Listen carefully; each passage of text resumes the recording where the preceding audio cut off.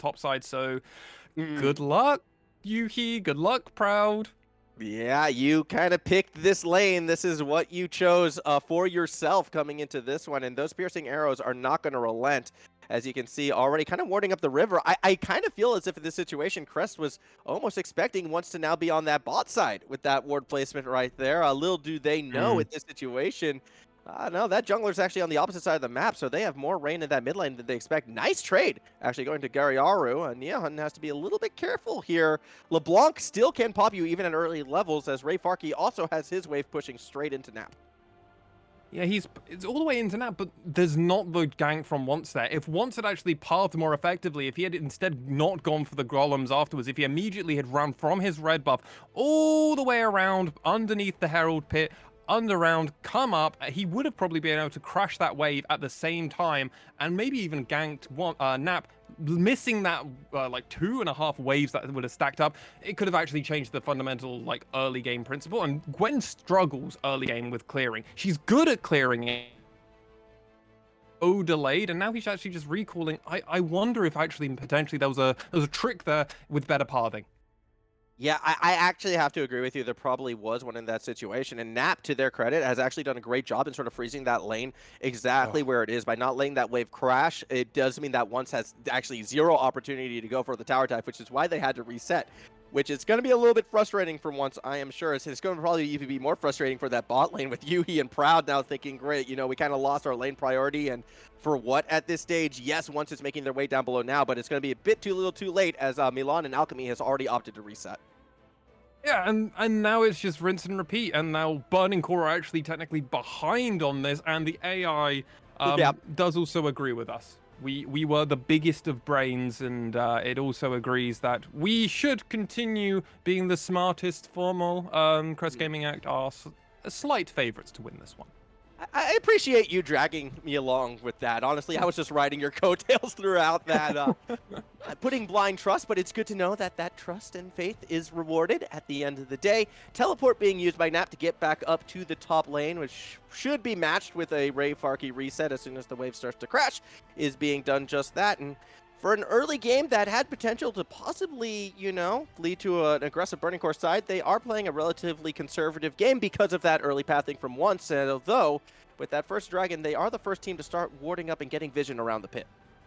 Yeah, Garyaru placing that vision around, but at the same time, he was seen doing all of this and just ran back over a pink ward and didn't want to clear it. So kind of sus, if you ask me. Too risky. Too risky. Yeah, he didn't know where Kasim was, in all fairness. So even though he just put that deep ward there, but Kasim's going to be very happy about this because he's going to be like, oh, I'm just going to get some ward action for myself. I might even touch this dragon, find out if anyone's there. My bot lane has already pushed up. I get to start this dragon, and we get priority because guess what? Nahyun, well done, big brain, pop 6 early. He's got the teleport, he's got spellbook, he's got the ultimate. He's going to be everywhere now on this map, and it's kind of terrifying now if you're the side of Burning Core. Anytime you look to make a play, if Nahyun isn't in his lane, he could technically be anywhere at a moment's notice.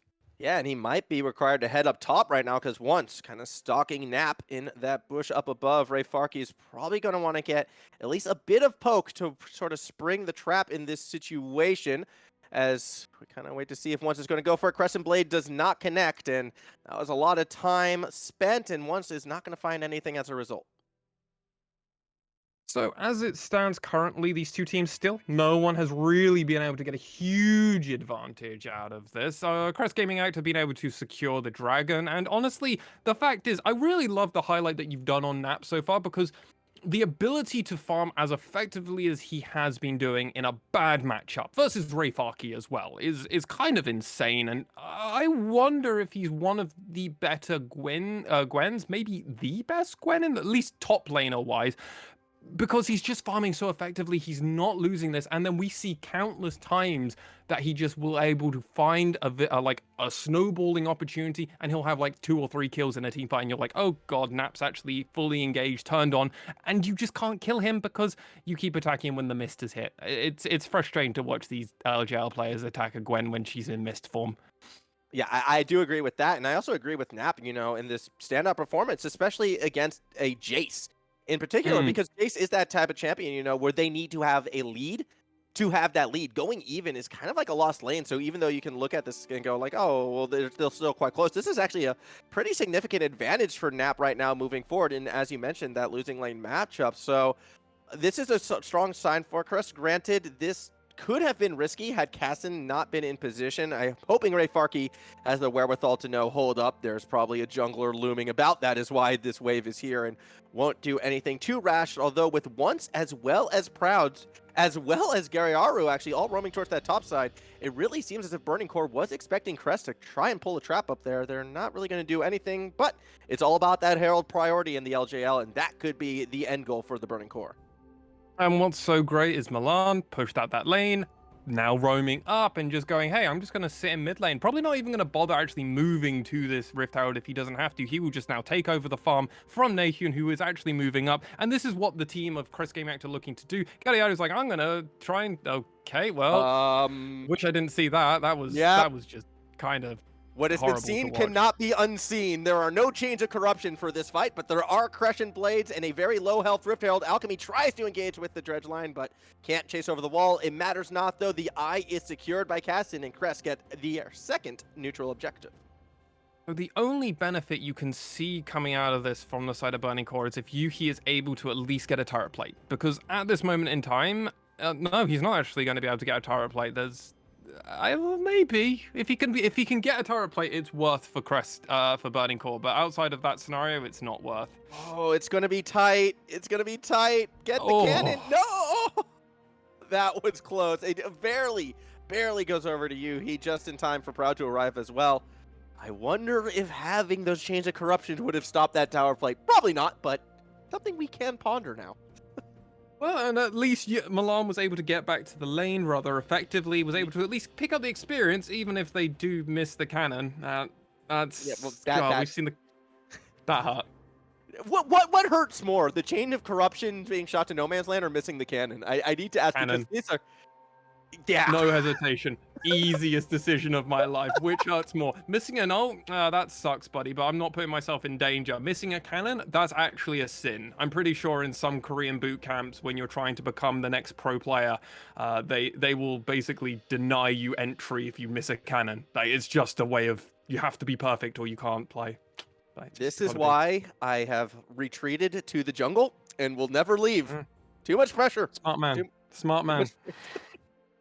I went the opposite route. I decided to stay in the lane, but as a support, because then I'm not expected to do it. Yeah, well, unless you know you do have that shield, in which case you're always expected to do it. Granted, you do get help, though. It does heavily lay in your favor. You get that extra damage. Yuhi, speaking of damage, actually getting a fair bit of chunk down on that tower, is going to get a second plate as well. And it's not all doom and gloom for Burning Core, actually, in the early stages of this game. They might not have been getting those neutral objectives, but they are heading gold. And in particular, Yuhi in that bot lane with those two tower platings, getting a little advantage over Milan. Not only that, but also in topside as well. Ray Farkey has been pressuring Nat this whole time, and plays coming. This is going to get crazy. Destiny leads to the gold card, and a flash engage from Casson is going to get the kill onto Ray Farkey. The rest of Burning Core arrive too little too late. First blood goes to Crest. That was really cleanly played. I love the Destiny coming out. That was surprising that yellow card actually stuck, but hey, that's what happens even if you jump away. And a flash, if the auto has already been channeled, it will connect. And Nahyun is not the only... I'm trying to figure out what I'm trying to say here, but it's Kassin who actually got the kill there, so I'm going to stop talking because the dragon's up, and I imagine both teams are actually going to be very eager to do it. More likely Crest Gaming Act, but Burning Core getting contested, and an Infernal Drake when you will be looking to 3-stack a dragon soul point at least. It's good to get started early. Yeah, it is. Yet early priority is going to that Burning Core side. Alchemy recognizing, spotting out one. Still, Moonlight Sigil's going to connect onto Milan, and we got that teleport coming through from Ray Farkey as well. Pulling that trigger, Milan has nowhere to go but down into the ground. Kill secured by Ray Farkey. Lantern will help the Jace escape. Nap tried to teleport in behind, but has no way to get into any favorable situation. So the pick secured by Burning Core. They're looking towards that dragon as if they want to start this one off, but they still need to be cautious. Mid lane going against them. Gariaru is going to try to get that trade to sort of scare Nihon away as... Oh, that's a nice pickup of the Scuttle Crab by Kassan as well. Vision shown on Burning Core, although I don't think Crest can contest. No, it looks like they are going to push this. Gadiadu isn't going to be able to actually prevent anything from this push now. It's a lone LeBlanc there, and there's a lot of members of Crest Gaming Act. It is a bit sad, though. It does seem like Crest Gaming Act aren't going to be able to push this any further. And what you have to hope for now is that they're going to go up to this top side. No one's currently there. Rayfaki hasn't got his teleportation, but no, they're actually just leaving that. And it just seems like Crest Gaming Act kind of got a few wins around the map, but they weren't able to actually capitalize on any of it. It seems like they kind of got the Rift Herald, but they lost that kill on Milan, and they kind of felt a bit unsure of what to do when that happened. They were kind of playing catch up that whole time, and they're playing reactively and not proactively, which is more common for Crest Gaming Act. Perhaps, but the one lane where they did seem to be a bit proactive was in that mid lane during that exchange. As we see, a lot of plates are actually gone right now, and that has led to the Crest Gaming gold advantage. And I find it very interesting that, like, throughout this game, the team that's had the advantage hold this thought gold card with the Destiny, again catching out Ray Farkey, who is going to try to escape on a sliver of health. Flash forward from Nap, and it will cut the Jace down. 2-1 kill lead for Crest as they start to extend this gold lead, which they have gotten to themselves when at a map disadvantage.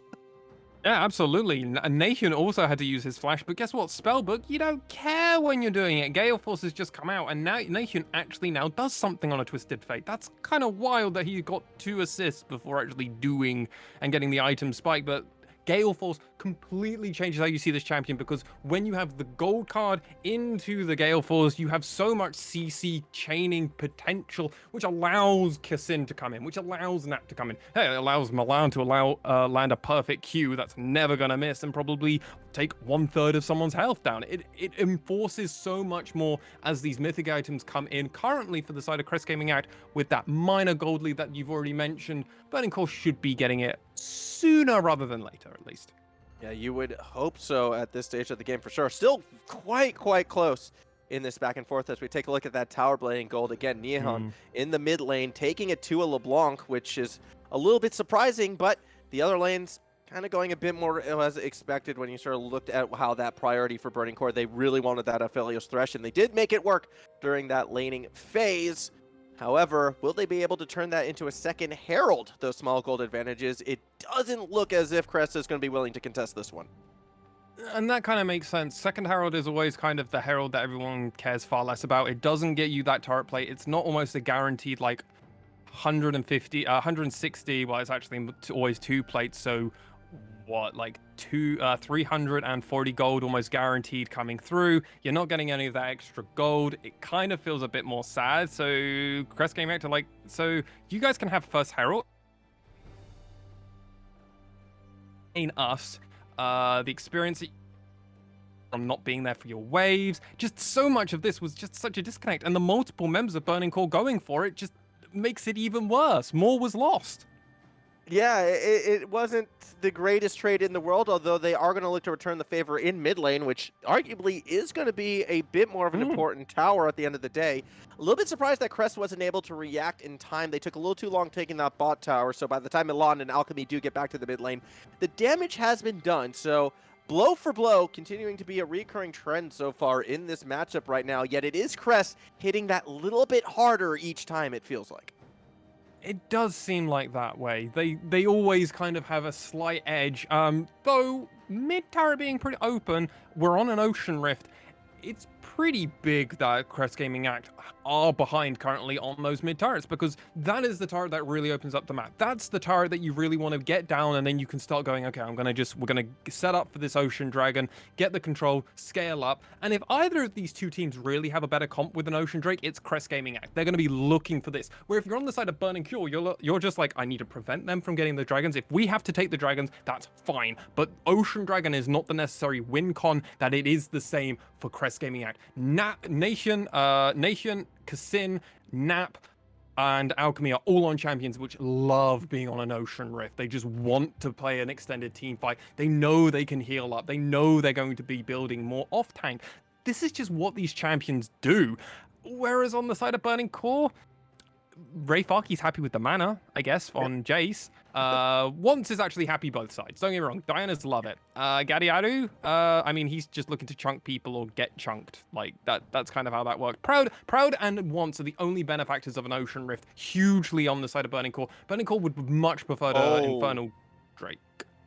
Blink and you miss it, and that's the Nautilus that's gone. Destiny coming in as Nehan wants to get involved. The gold card on to Proud. Brings down the Thresh. Is still going to fight, though. Cassin may have gone a little bit too deep. Isn't able to turn that damage back around, but getting wants to go golden. It's might so have a low. respawn surrounded. What a piercing arrow out of Milan. Does find Riafarki, and now once tries to run. Another gold card. Damage follows through, and Crest turn what was a bit of a surprising engage around. The Death Bush does not really work out for the Burning Core. It really didn't, and for a period of time, it actually looked like it was going to work out for Burning Core, I thought, but sadly for them, too many low health bars and important members of Nation and Milan not going down as we come into this replay. It's just like Crest Gaming out just are completely blind to this. I mean, Alchemy died so quickly, I was still talking. Yeah. That's the only way to put it. The teleports come in, Nation just absolutely removes Proud, and it's just a 1-for-1. And then after this, it takes them so long to do any damage to Kassin or Nap, because guess what? It's exactly as I mentioned on that Xin Zhao, and it's exactly what I mentioned on Gwen's. The shield, the shadow, the Xin Zhao ultimate, so many ways of preventing the damage coming through effectively, especially against something like a Diana and an Aphelios who need the auto attacks. A Jace needs to hit those auto attacks. If you miss a few of those, that could easily be 500-600 damage that you're just missing, and you wouldn't recognize it unless you actually were looking for it. Hugely well played by the side of Crest Gaming Act, and they pick up that dragon, and they'll probably be eyeing up another fight pretty soon, because if they can do another one like that, that's an easy Baron.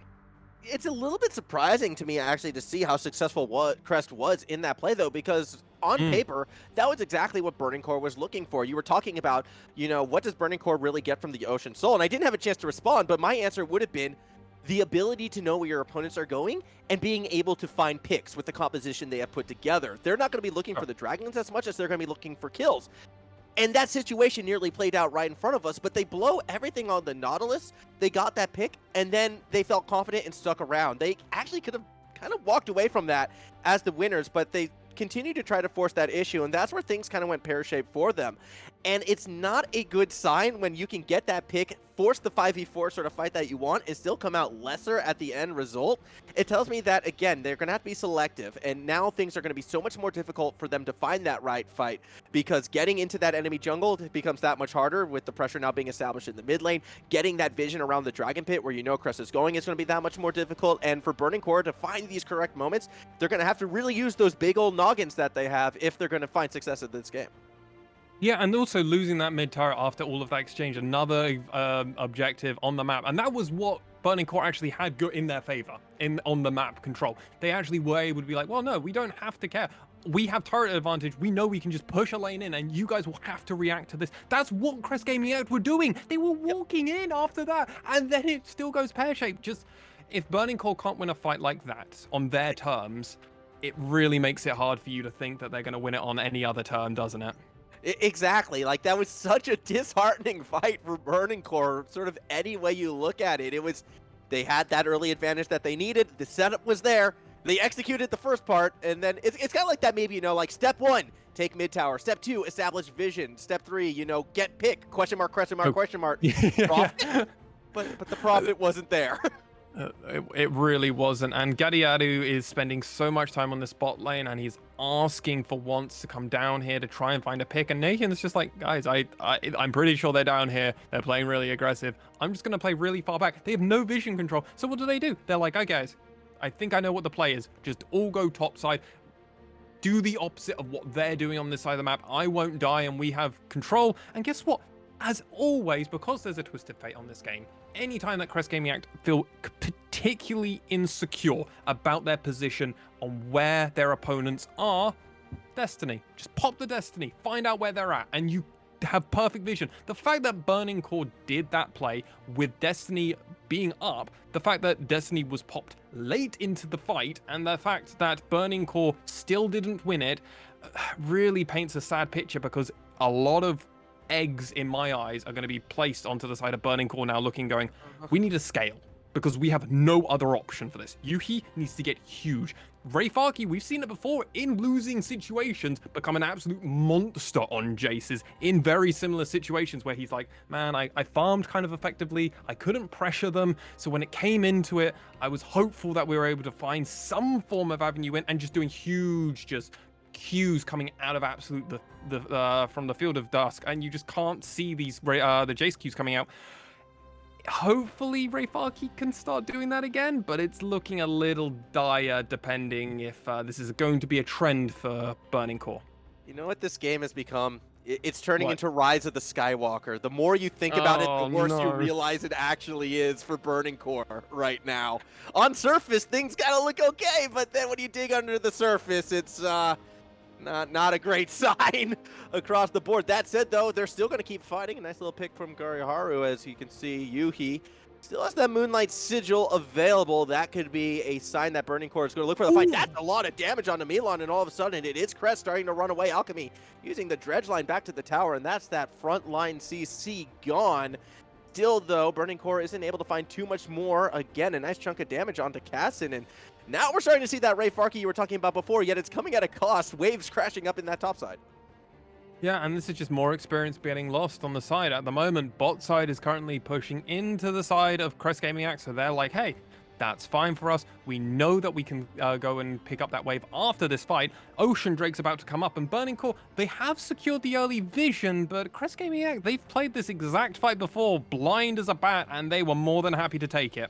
Yeah, so what happens when Alchemy finds that dredge line? We won't know, as it's barely dodged by Gariharu, yet this Ocean Drake only just now getting to that half health. Another nice bit of poke returned in favor. Piercing arrow for Blast, and that's the dredge line we want to see. Gariharu already gone. It's a 4-man ultimate out of that Diana before going golden, but the follow-up not there. Moonlight Sigil does hit Milan, but he is too far back, way too safe as the front lines crash, and Nap is just doing far too much work.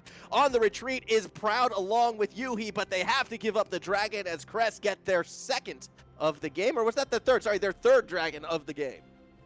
And this was really well played by the side of Crest Gaming Act. The only unfortunate spot was Kassin going into the middle of them, immediately ulting and then dying. That was a little bit uncanny of them.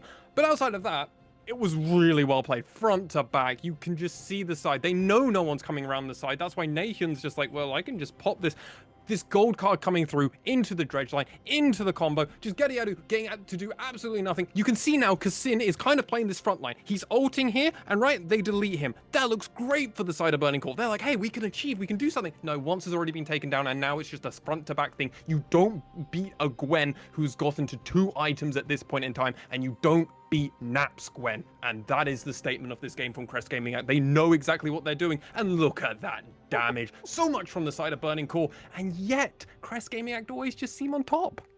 That one was an interesting one, because I know you can look at Cassin in that fight and sort of question, like, why did they go in and die? But realistically, it was kind of that strange sacrifice situation, because it sort of bought the time for the rest of the team to pick up that last kill and then follow it through.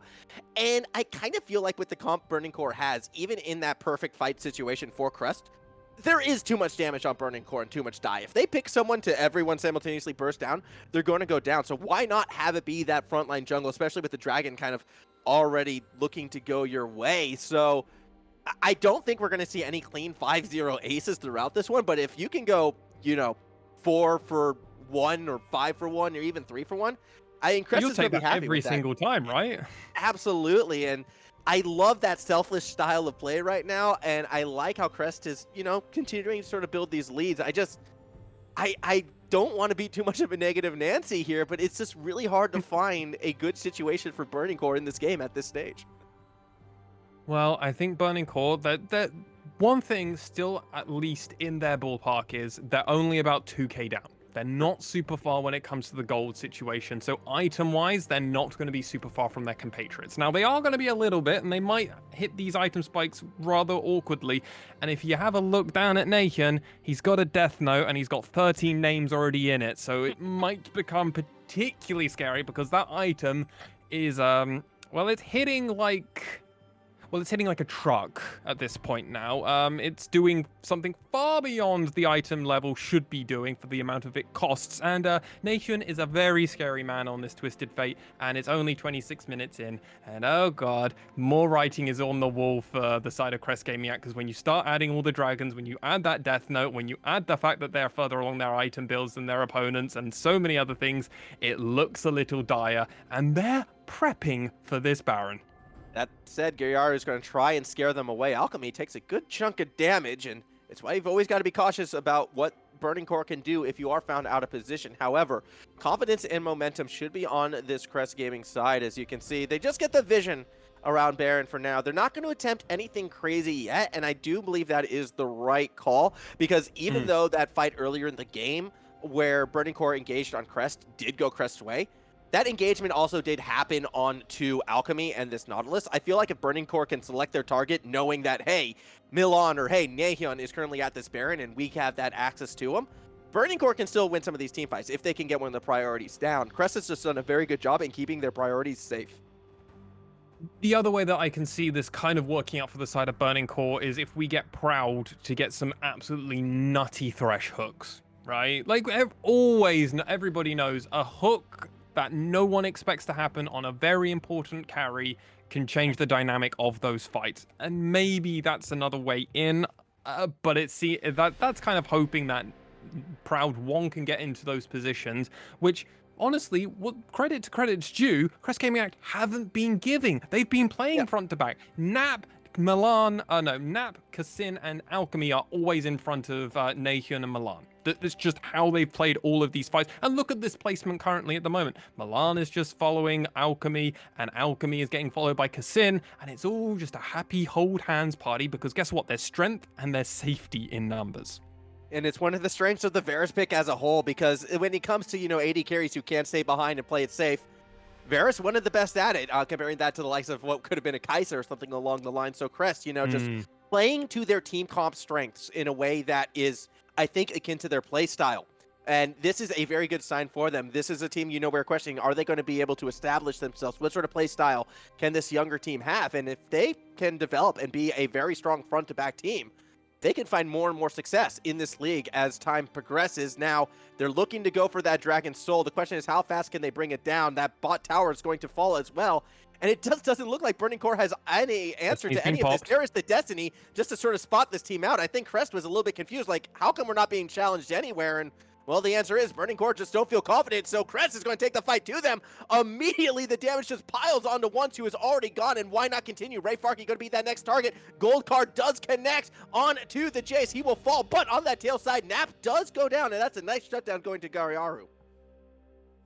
Beautiful shutdown, but everything was lost from the side of Burning Core, and it seems like they're trying to fight. They're trying to find an option. They're trying to find any way, but this is Crest Gaming Act, who have now got an Ocean Soul. Nahyun will heal up like, no, he's already full health. He's actually already full health. Jeez. Wow. Kassin is going to be absolutely terrifying, and they've just got so much sustain now. I mentioned earlier in this cast that either one of these two teams, who wants it more? Crest want it more. Crest got the triple stack, and this is going to be a beautiful spot for them to come in. The Destiny getting popped, I completely agree with what you said on cast. They must have been confused, because they were like, are we going to get challenged? Are we going to just get this soul? They get this, and then Alchemy just goes, I don't care anymore.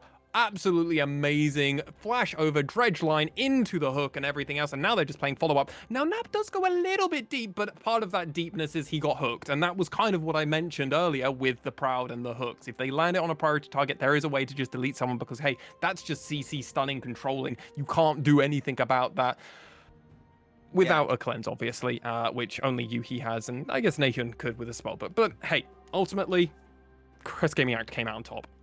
Yeah, and I want to also just quickly throw back to my previous point. If one person dies on Crest against the damage that, Burning Core has, kind of a little bit to be...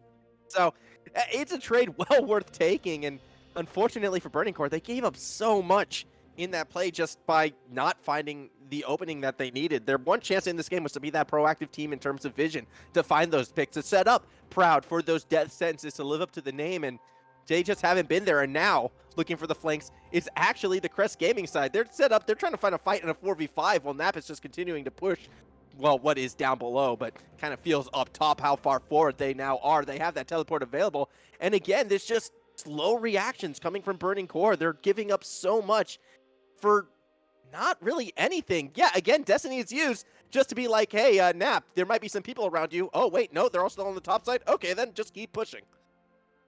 And now they seem even more confused because they know the destiny was popped. So now they're like, well, now we need to do something. And Nap's just like, what is going on here? Can we just Baron now at this rate? Like, what is the enemy actually doing? And I don't know if Burning Core could actually tell you with a straight face right now, Formal, what their plans actually are. Because currently this Baron's going down and they still don't know it's happening. Yeah, they're trying to figure this one out. I think they have sort of sniffed it out. They're making their way. Gararu is actually going to jump over the wall. Teleport's coming through in that mid lane. That is Ray Farkey who tried to deal with that bot side, but I don't know. They are going to try and force this fight. It appears to be, at the moment, Nap is trying to chilling in mid lane. Mid lane Sigil actually does just enough to get the pick onto Milan. And now you have to think Burning Core is thinking, okay, no Varus, let's open up the floodgates, let's go in. What once may have gone in a bit too deep does get found out, but Burning Core is quickly able to turn it around, gets that kill, back down onto Cassin. Down below, though, Nap rejoins the fray from that backside. Baron is secured by Ray Farkey, flashing over the wall. The rest of Burning Core will escape, and I'm going to be a little bit critical of Crest right now. They kind of just gave that one up. Well, I mean, that was completely Milan's own fault there, was standing in the middle of no man's land and gets absolutely removed. Look at this. He's toying with fire at this point. He needs to move far further back. He doesn't need to be this far up in the fight. We do know that Gadiado is around, but how... Oh my god, it's just chained two abilities into it. The Moonlight Visual coming down, kind of rubbing salt into the wound. It's unfortunate, but hey, that's what happens. And this is partly how Burning Core's comp worked. It has got poke coming through. Nap does come back in, does kind of rectify the situation. They do technically have a net neutral when it comes to the kills.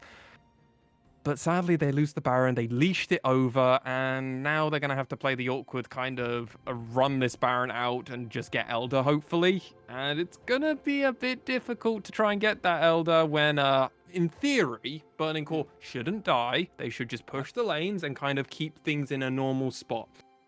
Yeah, we'll have to wait and see. Yeah, minute 23. That's plenty of time for Burning Core to sort of establish themselves. And I have to admit, that misstep by Crest, exactly what Burning Core needed to get themselves back in the game. I mean, I dare say, despite the gold disadvantage, they can make something happen right now. It was sort of a bit of overconfidence by Crest, forcing that Baron in what was that 4v5. Still, Destiny is going to be used, and Respect still being shared by Burning Core, yet engaging is Cassin, does so much damage. They actually find the pick onto Proud, just as Nap finds the flank to that back line. 1v3, waiting for the team to arrive. Alchemy leads the charge, and now it's just a cavalcade of destruction. Burning Core has no answer when Crest decides to pull the trigger. Nap does have to go golden to avoid those tower shots, but there's enough backup there to keep them safe. Another 3 picks going over to the blue side.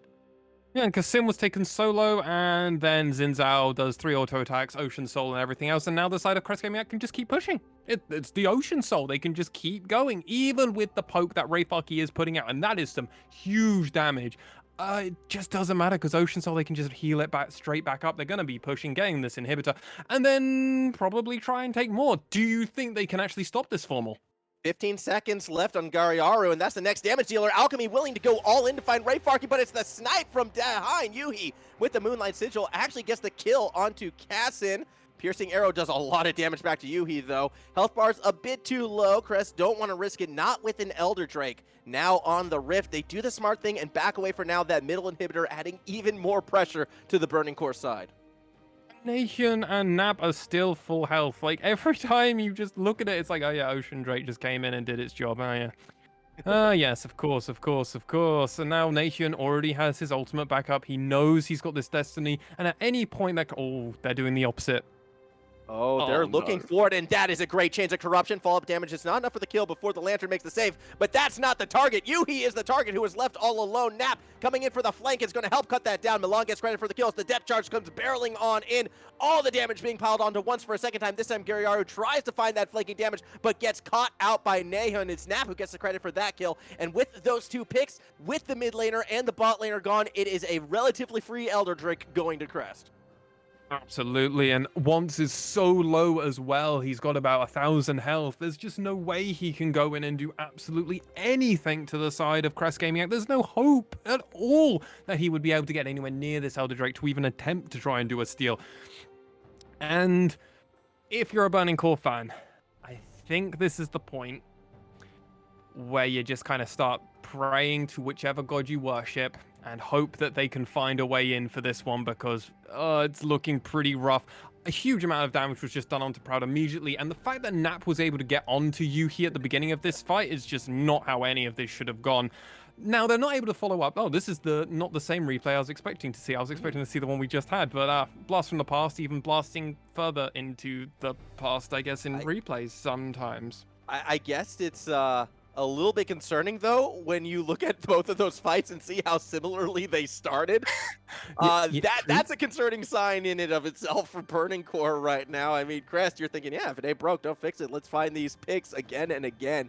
Yuhi constantly being found out by Nap or Kassin in these exchanges, just things not going well for them, as it really feels like a matter of time before Crest is going to be able to take this game. They're starting to siege up on that top side. They have that Elder Dragon buff, and I don't know if Burning Core can do anything to stop this.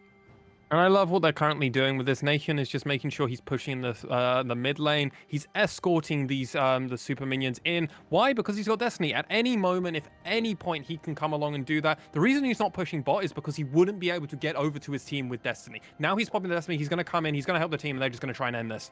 Yeah, and why not at this stage? Burning Core does have all 5 members, and a misstep can turn a little pear-shaped quite quickly, but hey, Crest Gaming, they can afford to take their time in this situation. 2 inhibitors down, super minions starting to come through that mid lane. Eventually, they'll get in that top side as well, as you watch how quickly those towers start to fall. Moonlight Sigil is blown, but it's not really warranting that all in until you get way too deep, but everyone who tries to find that backline flank onto Crest is falling down.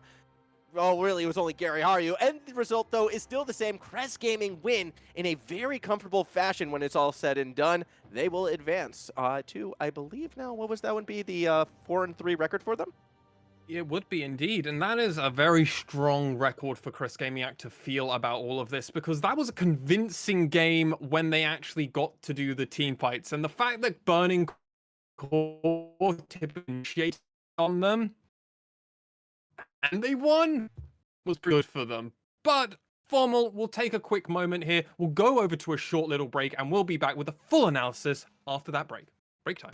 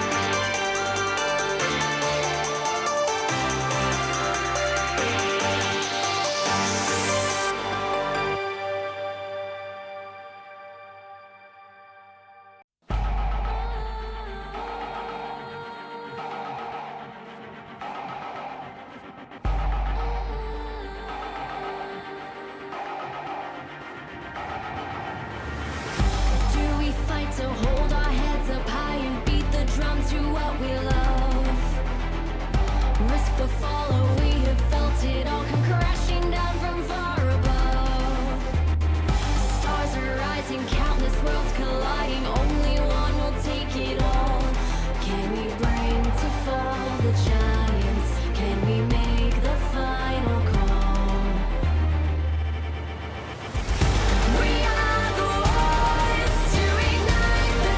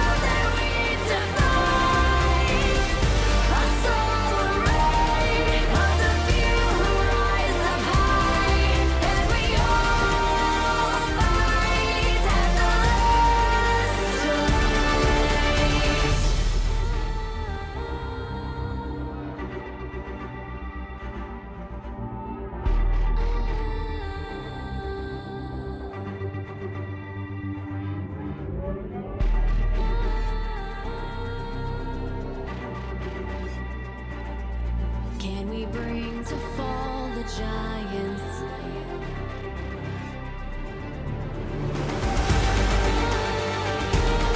Can we bring to fall the giants? Can we bring to fall the giants? Can we bring to fall the giants?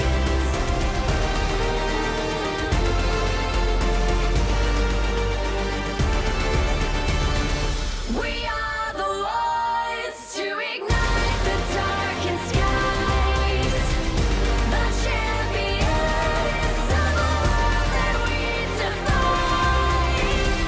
A solar ray of the few who rise up high, and we all fight at the last light.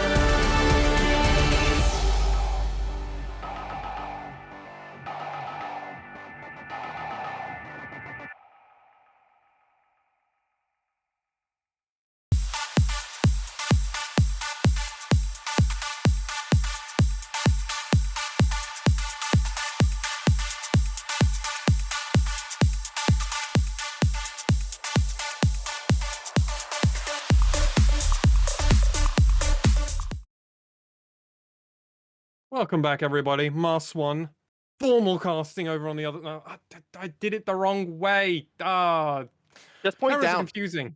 Just point down. Yeah, down under. But that's at my name.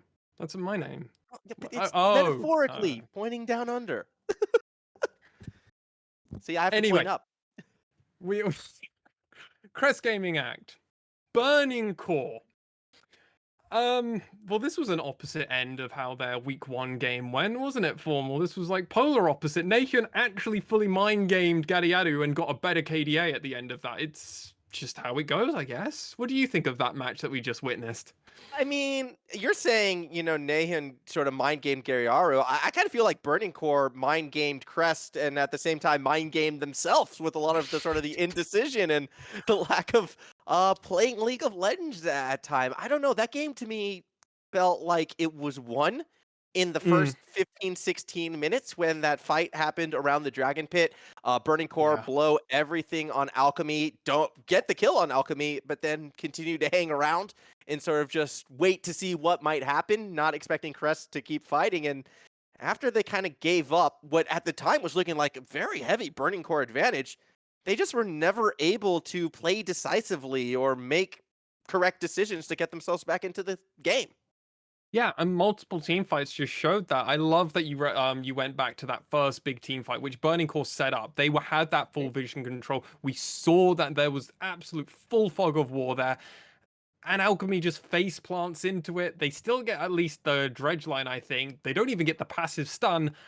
But Burning Core had blown everything. And then it just felt like they were always on the back foot. And first it started off with, oh, well, Crest Gaming Act are getting the first tower. But Burning Core are getting mid. There's at least a response. They're trading here. Oh, well, they're getting the tower. We're getting the Rift Herald. Oh, it looks like it's a better trade. It always just seemed like Burning Core were slightly behind. And then the slightly behind turned into really far behind. And I remember when we were talking about the 25, 26 minute mark, and you were asking, how can Burning Core get back into this game? And I told you how they try and get back into this game. They play three-way Faki. They let the scaling happen. Scaling never happened, Formal. I'm sorry. No, it never happened. And I don't even think Burning Core was aware how they were supposed to get that in that game. I mean, it's always a telling sign when you're seeing Destiny used to find your opponents because you're taking 2 or 3 objectives at once, uncontested. And then you see your opponents and you go, oh, okay, we just get these objectives then because they're not here to contest us. It was a very strange game for Burning Core, who just felt so out of sorts after the first 20 minutes or so, yet I suppose it wasn't all doom or gloom for them because Crest Gaming did make their mistakes as well, particularly that play around the Baron Pit. Yeah, oh yeah, giving the Baron over and that. Well, honestly, that was the one time Rayfaki's poke came out on top of Yuki getting that Moonlight Vigil on Milan and then forcing a 4v5 very early on, not having the Varus there as well. It was like, oh, maybe Burning Core have an opportunity to get back in this. It wasn't meant to be. And No. it definitely extended this game about 8 minutes longer. That the reason it's 8:30 and not 30 minutes this game is because of that Baron. Well done. You did it. I'm not a believer yet. I'm No. still more of a fan of Crest Gaming Act, and I'm now looking forward because Formal, after this, we've got Axis versus Crest Gaming Act. Have Crest Gaming Act won their one game of the week? Like now Axis is gonna get their win, right? Like that's how this works. Yeah, maybe. I mean, Axis for me is another strange team because depending on who you ask, this team is either on that upward trend and is going to be, competing later in the season and, turn into a legitimate contender, or they're the Axis of old, which struggles to win games and floundered everywhere in split. It's sort of one of those cases like, okay, you showed us, you have improved. Are you going to be able to be consistent right now? And Crest Gaming in that last game, yeah, they made a couple mistakes. I think staying at that Baron pit a bit too long. I don't know why Milan turned to keep hitting it. That really was the only blemish from that side. For the most part, they were playing front to back team fighting very, very well. I was super impressed with Cassin and Nap's ability to constantly find flanks and stay in front of their priority targets. They stay in front of Milan, stay in front of Nihyun. They were able to position themselves correctly. And if you can become a consistent front to back team fight, well, you can become a consistent team. I don't know if Axis is that consistent team just yet, but this is a good chance to prove it right now because, again, Crest, they were not perfect against Burning Core. And I love that last little point you made about Crest Gaming Act and Cassin play and Nap playing so far up. I don't think anything represents that play quite much more than the third dragon that they were fighting over, where Cassin just goes straight into the back line, gets absolutely deleted, but he was the proverbial lamb for the slaughter because the rest of Crest Gaming Act came absolutely overthrew. Got 3 for 1. They traded, or 4 for 1. It was a 3 for 1. They get the dragon. They got mid turret, and then that just opened up the map hugely. Throw a lamb to the slaughter. Cassin knew exactly what they were doing. They even popped the ult, and even that wasn't good enough. But hey, they're able to win it. But when we come back, ladies and gentlemen, from this break, myself, Master Swan, with formal casting as well. I'm going to do this correct with formal casting as well. I'm going to do this whole thing. Everyone's going to have to deal with it. I don't care. But when we come back, Crest Gaming Act will be facing against Axis. Don't go anywhere, ladies and gentlemen. It's going to be a bang.